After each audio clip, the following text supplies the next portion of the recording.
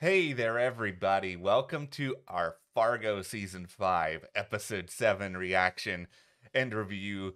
We're going to take a little bit of a trip in this episode. We're going to stop in, we're going to have some pancakes, we're going to venture out into the great unknown. Even for this show, the great unknown. This is a weird show, but this is going even beyond that. This is the best episode of the season, and it's not even close. The way that they used music and they used different things in the diner as part of this whole like dream sequence that she was having, it was 10 out of 10. So I got to ask you guys, at what point watching this episode did you guys figure out that this was not happening and that this was in her head? Because for me, it was chicken piccata, and we will get into why that is a little bit later. But when I heard chicken piccata at that, Camp Utopia, I was like, that's weird. That was just in the diner, and I thought it was weird there too.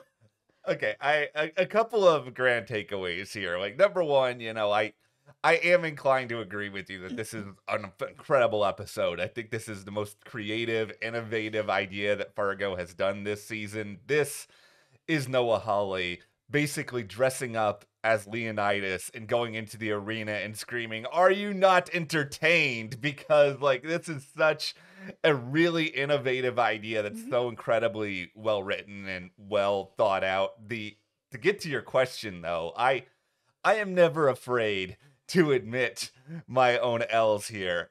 I thought this was real the entire first time I watched it. I was just so transfixed by this world and also by how creative and weird this show could be that I actually bought in to the idea that a lot of this could really be happening. And I was sort of sitting there at the end of the episode just being like, okay, did Linda just run away? Is she out in the car while Dada's in this diner for the second time? I really was second guessing everything. And it really is a testament to what they've done in this episode, that they made all this still believable while at the same time, actually, as you said, making this all in Dot's head. That's the thing. It's exactly what you said. This show can be weird and wacky, and it's could there be a whole utopia filled with Lindas? Yeah, this is Fargo. That absolutely could be happening. But some of the little details where, it was stuff that was happening at the restaurant was now happening in this utopia. It felt very much like I was watching Usual Suspects by the end of this, where I was like, oh, I'm Your Puppet is playing. Now there's puppets here. The chicken piccata's up on the wall. Now it's having dinner over here. I was just like, the details in this are so good that it was very easily believable. But at the same time, I was like, there's so many coincidences. Something is not right.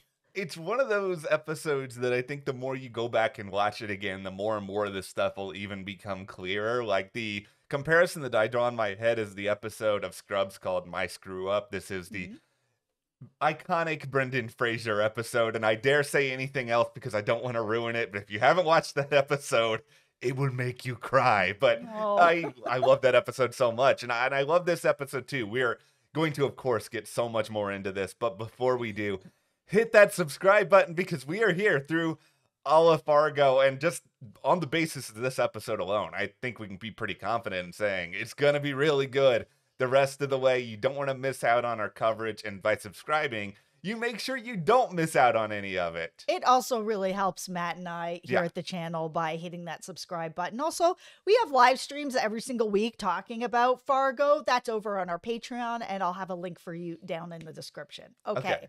Let's start with the song I'm Your Puppet by Bobby and James Purified. I am a child of the 70s and 80s. That's when I grew up. So my parents, 50s and 60s. So I grew up on 50s and 60s music. I'm Your Puppet definitely played in my house growing up. It's actually the type of music that I still listen to this day because, we all kind of listen to stuff that our parents, were playing in the house. When I heard this, when we had Dot and she was driving, she was falling asleep and she was like, oh, okay, you know what? I need to pull over. I am so tired that I am sleeping at the wheel. I'm going to pull into this diner. And then I'm Your Puppet started playing. I was like, one of the best uses of music on a TV show that I have heard in years. And I hadn't even seen that we had gotten to the dream part where they were making literal puppets. And I was already like, this is the best use of this song. It is so good.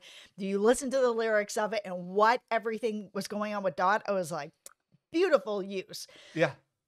So when we finally got into the diner and she's kind of nodding off, she's, yeah, I'll have a coffee and some pancakes. She looks up, she sees the bulletin board where there's like a recipe for chicken piccata or something. Yeah. I'm like, chicken piccata? It's so, at a diner? Like, this is such a weird thing to be there. So it really stuck out to me when I saw it on there. And then when they, the waitress put the plate down and it kind of woke her up the first time, I was like, very interesting. She's falling asleep at the wheel. She's falling asleep at the diner. I'm not sure what's going on by the time she left there to go and find the postcard. The postcard was also one of my first thoughts that maybe something was odd. Because if Linda was in this situation, which I absolutely believe she was, to the point that she had to leave her son and bring in a 15-year-old to escape, she's not going to send a postcard that has her location on it with "I'm sorry." She's going to disappear forever. Yeah, I think she would feel guilty, and I would understand why if she would at least think about doing it, but obviously there's a big difference between thinking about it and then actually doing it. Yeah, if you leave your child behind, you think you're going to die. Yeah, it's an incredibly difficult thing. I mean, I obviously can't relate to that situation, but I imagine it has to be just traumatizing. And when I was watching the diner sequence and she was getting really tired, like the biggest thing that stuck out to me is like, okay, I think all the critics of this, Dot is like some superhero who's able to outsmart everybody all the time. It's just, we can all take a little bit of a back seat with that. Like, she is human. She has been able to evade some situations already, but a lot of that is just because of her survival instinct. Like, the whole start of this episode is about her vulnerability. Like, she is so tired because of everything that she's had to do so far this season. It has taken this enormous toll on her, and she's coming into this episode with just like this place of just desperation where the only way that she thinks that she can get out of this Roy situation is she has to go and find Linda. If it's possible, she has to make this happen. Okay, everybody put on your tinfoil hats. All right. Here is my theory, and I've already said this in other videos, but this makes me feel like this is really happening now, and that maybe the next episode is when we're going to find out that possible truth. If I take an L, I take an L, It's just a theory. I think that Linda's dead. I think that Roy killed Linda and told Dot and Gator that she left. So I think Dot thinks that Linda is out there still, and I feel like Linda is just dead. Before this episode, I thought that Linda was still alive and out there just because it was like this big hanging shad that they could try to find a way to get back to at some point. But after watching this episode, I am kind of with you because I just don't think they're going to spend this time where they show us this like alternate version of Linda and these other people that she's with. Like, why do all this if the actual Linda is still out there? I just don't think it's as interesting. It's more interesting to me, this idea that, okay, Dot is going to conjure up this entire version of where this woman is just based on her own heartbreak and based on the element of control that she felt way back when. And that's like, this whole episode is just such an interesting look inside Dot's head. And based on the way it ends in this way where it makes us feel like, okay, there's no escape. There is no way for this Linda to be able to help her. And of course, if she's dead, that just makes that all the more clear. Yeah. And so this is where we get into a lot of the connections of like why this felt like this was a dream or places that you could connect that. So we had the postcard, where right away it's kind of like, okay, if you're escaping a situation where you have to leave you feel that you have to leave your child behind, you're not going to send a postcard with a clue to where you are to the house where Dot can get it and so can Roy. It just was like, this doesn't make any sense. This is really odd. But I was like, okay, it's an odd show. Let's go on with how odd a show this is. So then we get to Camp Utopia, and it's like, oh, Saint Linda. Linda's here helping all of us. You know, we're all a bunch of Lindas. And then I was like, okay, this is also a bit odd, but yeah, again, the show is odd, but it's like, if you are escaping this type of situation where they're explaining it, where it's like, oh, we had our husband's names, we've escaped this situation, we're no longer with this name, we're still not ourselves. Now we're just a bunch of Lindas. We still don't have any identity of our own. Now I earned an O, so I'm Lindo. I'm just like, okay, this is really weird. They just went from like one controlled situation to another controlled situation. This ain't great. Then there was the chicken piccata thing where it was like, oh, we all have dinner together. And, you know, every night one of us makes a dinner. What's for dinner tonight? Chicken piccata. I'm like, okay, this isn't real. This is absolutely, they're still in the diner. She looked up at that bulletin board. She saw chicken piccata. It stuck with me. It stuck with her. Now it's in her dream. She's having chicken piccata. And I'm Your Puppet. Again, that song, I grew up with that song, so I really connected with it when it first came up, where I was like, ooh, man, what a great track for this. And then it's like, oh, you have to make this puppet to be able to tell your story. I'm just like, that's a connection that's a little bit too on the nose. I was like, none of this can be real. This really is a way for her to tell her story of what happened to her, and so that we can learn the story in a more visual way than her just sitting down with Wayne and being like, this is what happened to me.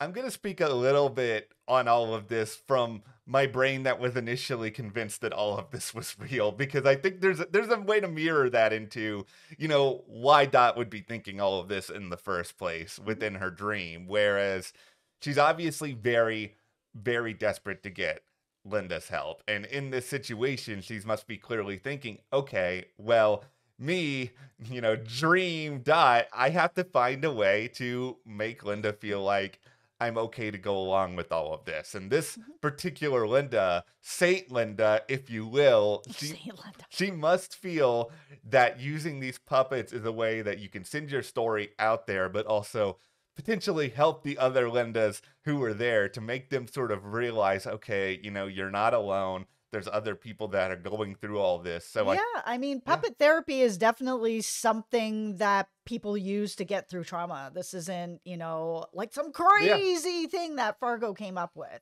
Yeah, like she clearly thinks this is some element of group catharsis, and just the puppets themselves. This in the wrong hands can be horrendous. I cannot even tell you how many times I've watched an episode of a show, and this is usually a show that's gone on for like 5 or 6 years, where they're sort of like, what's something new we can do? Oh, let's make our characters into puppets. And it's usually really cheesy and gimmicky. That's so like wacky. Yeah, it's like, okay, you guys clearly have 22 episodes. You're trying to fill time. You're trying to like get on, you know, get in the front pages of the trades with something different, but it never felt corny here. I think it was the way in which the puppets were designed. There was ironically a very dreamlike quality to the way that they were presented. The only time that it actually, I should have realized what was going on to me was in Dot's puppet show. The backgrounds very closely mimicked like the actual story that her puppet was telling. And I was sitting there at that moment being like, okay, there's no way they're going to be able to have like, you know, blocking and like scene design for Dot's story. And like, what did she do? Spent like a day making this puppet. It's not, nothing is, I know Fargo's a weird show, but that was a little bit too unrealistic. And I'm just like, okay, Matt, you know, you got too into the idea of Camptopia and that Noah Hawley's just going to get so weird that this is all going to be real. It was good to finally get Dot's full story of what Yeah. happened to her, that she was, kind of a runaway, that Linda found her while she was, trying to take some chocolate chips from a store and took her home, Mhm. and that she was already in this situation with Roy, and that, we had Dot and Gator who were both around the same age, both children, and that they did have a kind of close relationship where when Roy was doing what he was doing to Linda, we saw Gator go into Dot's room and like curl up in her lap for comfort, that he then got comfort from her, that they were two scared children together. And then the minute that things turned into a different way for Dot, where Roy was, forcing himself on her and bringing, going into her room at night and Yeah. shutting the door on Gator, that things were, obviously turning in a different direction. And so when Roy was like, "Oh yeah, you know what? Linda left, but it's okay because we're true love. Here's a wedding dress. We're together now," kind of thing. That's the story that Dot knows. And that's Mhm. why, for me, I just feel like Linda is dead. She's considered missing, Mhm. but I think she's dead. And Roy just told the children what, he needed to tell them. Yeah, she left, but don't worry, it's you and me, Dot. And she was just like, cool. Now there's no other adults here except for Roy, who's doing Yeah. this to me. I have nowhere to go. I'm a literal child. Like, what am I going to do? I don't know if Noah was actively thinking about this or not, but using the puppets in particular to tell this story, because this story is incredibly dark, like very, very dark and not an easy thing to watch. I, From a child's yeah, perspective. from a child's perspective, that I think this was a way to effectively tell this story without dramatically just sort of teetering the entire show into a very difficult direction that would have made this whole even harder to watch than it already was, because we ended, this past episode with those just really just terrifying images that Lorraine saw of Dot. And so they kind of got that point of view together there. And I think this, and viewing the story in this particular way, is probably the only way that Dot can actually process it. And I think that's really important that they put that together. And it's just like, I just can't get over how interesting that puppet show was, and how just like visually, like whoever does like the set and visual design for this show, like they were cooking throughout this episode. Okay, so then we get to the end of the dream sequence where Linda's like, okay, you know Yeah. what? I'll come back. I'll testify with you. Us together, Mhm. we'll deal with Roy. And I was like, wow, okay, that actually is happening in Yeah. the dream. And I think that whole sequence is probably relatable to a lot of people. We may or may not ever want to admit it, where Mhm. somebody did us dirty and we know we're never going to get the chance to actually confront them, tell our side of the story, how we felt about it. And we all have these dreams or daydreams, or it's like, man, if I ever got to actually sit down with this person, Mhm. I would do this. We saw her, punch Linda in the face and, actually then get her to help and sort of turn it around. And they're driving in the car and Dot's asking those really important questions like, how were you able to actually leave your son behind? How were you able to leave me behind? And Linda says nothing because she's not there, right? Yeah. But in Dot's head, she's not able to get answers on those things because she's not there, and she's not there to give the answers. She only has her own experience, which is that she left Roy because she thought Roy was going to kill her. Yeah. And that was what she said. She was like, you know what? You don't have to say anything. I know that you probably left because Roy was going to kill you. And that's when I was like, Linda's dead. Yeah. The entire ending sequence of this episode is fascinating, and this really took me a lot of time to try to grapple with what went on here. So Dot, wakes back up in the restaurant. She doesn't get answers for Linda from the same reason that you mentioned, and she goes outside, and then we see this just like collision unfold, and like Crazy accident. yeah, like that was my initial thought here, was like I was trying to like stack the tinfoil on my head and just be like, is this really an accident? Like, could somebody know where Dot was? But at the same time, we don't have any real evidence of that. Like, we'll get to everything with Gator and Munch in a moment, but like there was clear evidence that, there was a tracking going on there. There hasn't been any evidence that Dot was being actively tracked in this situation, unless, Roy had somebody following her from really far away and she never noticed. I mean, it's theoretically possible, but I feel like we would kind of see that on some level, or the show would tip their cap. Yeah, Roy would have just pulled up. Yeah.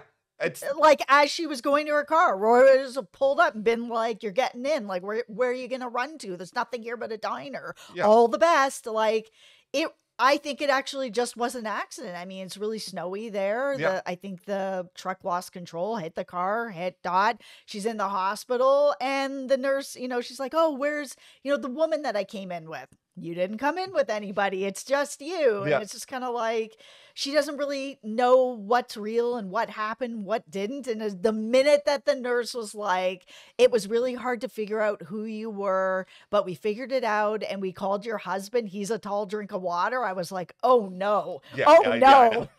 It's John Hamm. John Hamm is walking through that door. Yes, I mean that is the. No offense to Wayne, but John Hamm is a tall drink of water. Yeah, the moment anything is ever emphasized on how handsome somebody is, and John Hamm is on your show, it's John Hamm. Every other guy on the show, I'm sorry, it's just taking an L, and in strolls Roy Tillman, and we're just in this really awful place at the end of this episode. Him looking down and being like, "I gotcha." I was like, "Oh God, what a cliffhanger!" It just gave me chills. Yeah, I mean, Hamm is so terrifying in this role, and just to see everything that Dot goes through in this episode and end up at this place. I still hope that she's gonna find a way to get out of all of this, but it's clearly not going to be easy. Okay, let's talk about Gator Gang. Okay. One of the awesome things that I really like that they did is it was a very short conversation with Dot and Linda in the dream sequence where Dot defended Gator to some degree. Now, we've sort of had circlings that maybe Gator participated in some of what happened to Dot, but he is a product of Roy. His mom died or left, I think dead, at a very young age. Like Gator was like 10, 11? Very young. Yeah. And the only person he could really rely on is Dot. Roy basically took her away from him, like being like, "Nope, you're mine. This is what's happening now." Gator was like in such a difficult spot as a young child. He was very much influenced by his dad. Dot left. Now the only influence is Roy. It's sort of the nature versus, nurture. Like what are you going to do? And he ends up growing up to be this guy that, of course, Roy molded. So it's like when she was talking to Linda and she was like, "I know that there's good in Gator. I know that there is." And it is really a product of he was raised by Roy. So this was going to happen to him. It was going to be very difficult for him to break free of that because there was no other mentors. There was no other adults around him. There was no other influences.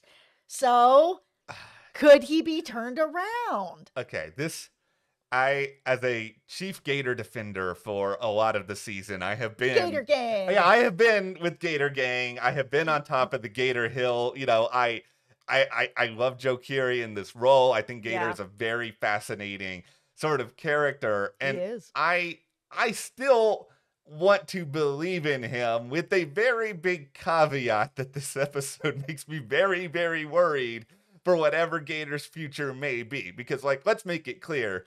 What happened at the end was not necessarily what Gator was intending to do. It was a scuffle. It was something that just happened, but you're still dealing with, an old woman who is probably dead based on what we saw here. And this is after, Munch already took out Mr. "I want your money," and Munch is just handing him money and then taking him out on the outside. But Gator has done some really bad things, and this is just another piece of evidence here that he's been tracking somebody. Like, the stuff that he's doing is not exactly above board. Before we even get into what happens to the woman at the end of all of this, I still, and this is me, there is no actual hat that can identify the emotion. This is not tinfoil hat. This is not hard. This is just a mystery hat, but I just feel like on some level, Gator may still be able to come through for Dot when the chips fall because of their history. However, Gator's not going to have a happy ending at the end of this story. I think Gator is going to have to atone for what he's done, but I think somewhere in his heart, Gator is going to want to atone for what he's done because I don't think that Gator is Roy, despite being brought Mhm. up by Roy. Gator, I still believe in a small percentage of you, and I have been on this hill so long that come the finale, I may be like 20 feet in the ground, just trapped there for the rest of my life. I don't think so. I think the fact that this episode showed that Dot does believe in Gator and that there is something good in Gator still, even with Roy's influence. Mm, Listen, people can change at any age. If the right influences or the right mentors or the right other people come in, like things can change. Life experiences can also change people. And, that moment where he goes to kill Munch, he ends up killing the wrong person. He doesn't realize that Munch is like set up a trap for him, sort of thing. yeah, And then he accidentally kills the woman that's living in the house. The look on his face is not just like, oops, like yeah, terror. There is regret. I see it on his face where he's just like, oh my goodness, I accidentally killed this innocent person who, I didn't mean to do anything to. I feel terrible about it. I don't know what to do. And then the fear takes over and he takes off. yeah, I do think that not that necessarily Gator can be straight redeemed. It's going to be a big redemption arc. yeah, But I do want to see that struggle inside where it's like he really wants to impress his dad, which is why he's there trying to take out Munch, yeah, get the money back, all that stuff to be like, look at what I did, Dad. I did this another way and I did it for you. And look at how, pat me on the back kind of thing. It's the only adult in his life and it's his only parent in his life. He wants the love and respect of his dad. And this is the only way he thinks that he can get it, but he doesn't love himself, and yeah. there could be a way for that to turn around, and maybe it will be Dot. I hope that it's Dot. I think one of my big ideas for a lot of this season is that Roy's going to slowly lose every single person who is close to him on some level. Like he already had Munch in his orbit at the start of this. If he hadn't lost Munch before, we've seen in the last couple of episodes, he's certainly going to lose Munch now, even more now that Gator tried to do what he tried to do. But I just think that Gator's going to be like the final straw in all of this, where, we're going to see Roy, the election's going to fall apart. Anybody else who is loyal to him is going to start to trickle away. And then at the very end, he's going to lose Gator, and then he's going to be by himself when it all goes for him. Yeah, I mean, it's going to be tough for him, and I don't feel bad for No. Roy at all. Like I can't wait to watch his downfall. Like I just can't wait. Yeah, I think this whole season is being built up with just this anticipation where, Fargo's a dark show, but I Mhm. don't think that, Roy is going to win this season. I don't think that's the story that Noah wants to tell. I don't think that's what any viewer wants to see. So we have a few episodes left here. We'll see where things go, but, the bar has been set very high, clearly, by this episode. Oh, very high.